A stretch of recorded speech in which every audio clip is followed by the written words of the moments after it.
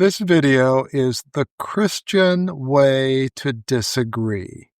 And what I'm talking about here is when two people who love Jesus, two people who are Christians, disagree. When they disagree on theology, when they disagree on Bible interpretation, when they disagree on lifestyle, when they disagree on politics, when they disagree on any of 1,000 things that we could disagree on. How do two Christians disagree? What's the way that we should disagree with one another? In John chapter 17, Jesus prayed for you and me. If you're a follower of Jesus, he prayed for you and for me in John 17, and he had one prayer request and one prayer request only, and that was that you and I could be one. And what does that mean? Does that mean that we're going to agree on everything? No, we're not. I mean, that's just reality. You may look at things as far as politics or as far as theology or Bible or whatever. You may look at 1,000 different things differently than I do, but Jesus prayed that we would be one. So, how can we disagree without hating each other? How can we disagree and still be one? That's what this video is all about. And I want to say, first of all, that you and I are not as smart as we think we are. Okay? I mean, it's real easy to just kind of have the idea in our heads, say, hey, I know what needs to be known about politics, about the Bible, about theology, about whatever, and anybody who disagrees with me is wrong. Well, hey, not necessarily, you know?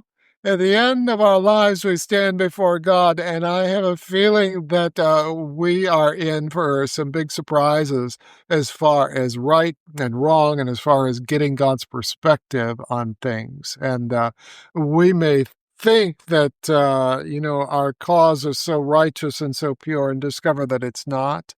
We may think that our understanding of the Bible is just so perfect and right on and discover that it wasn't. So, we have to approach all of these things with a certain amount of humility and with a certain amount of teachableness and with a certain amount of saying, okay, this is my best understanding based on what God has taught me thus far, based on my best understanding of the Bible. But it could be flawed, it could be inaccurate in some points, and no doubt it is. Anyway, how do Christians disagree? Well, number one, we lead with listening. Okay? We don't lead with plowing in and kind of shoving our ideas down somebody's throat. We don't lead by setting traps for other Christians, like, what do you think about this, when what you're really thinking inside is, if they answer B, C, or D, I'm going to pounce on them and I'm going to set them straight. No, we don't do that. You don't need to be part of the heresy police, okay? Uh, when we listen, we're listening. We're seeing what God is saying to us through that other person. Doesn't mean that they're right necessarily. Doesn't mean that they have a better idea than we do necessarily, because maybe they don't. But we listen. And what specifically are we listening to? We're listening for their story. Tell me the story of how you came to hold these beliefs, because that's important. Our life experiences shape how we see our world. And it's very important before we try to correct somebody else, and whether we even should correct somebody else is another question. But before we try to engage with somebody else, to understand where they're coming from, to put ourselves in their shoes and to try to understand what life experiences shaped their perspectives.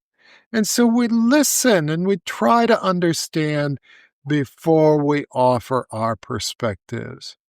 And typically, what's a good idea to do is to ask, okay, you shared your story and your perspective with me. Would you be open to hearing a different story, a different point of view? And if they're not, then let it go.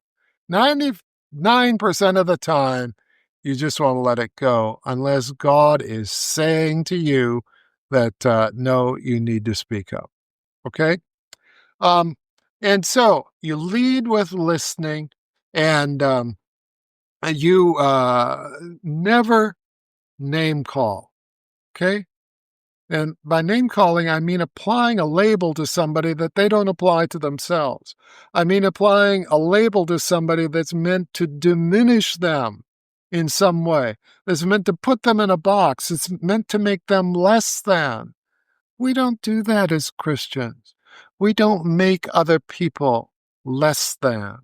We treat people as honored human beings. We treat people with honor and respect. And it is our goal at the end of the conversation not necessarily to get the other person to agree with us. Talking about other Christians here who love Jesus, not necessarily to get them to agree with us, but it's our goal to increase mutual respect, mutual understanding, mutual trust, and mutual love. If we see those four things increase, then the conversation is a success, even if we still walk away with two different perspectives.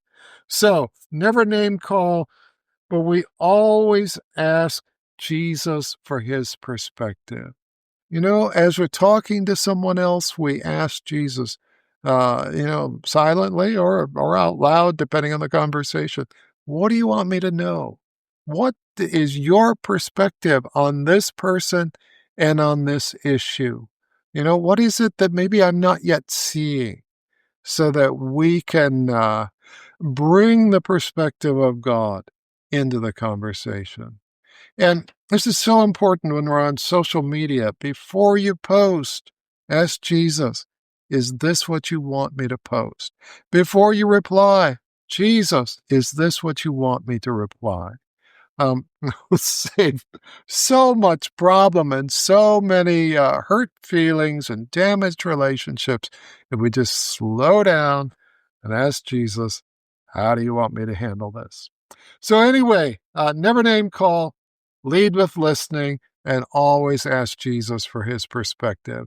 That's how Christians disagree, and if we disagree properly, we may still walk away with different opinions, but our understanding, respect, trust, and love will increase. Anyway, I'm Dwight Clow. I hope these thoughts are helpful. Much love from my home to yours. Have a fantastic week.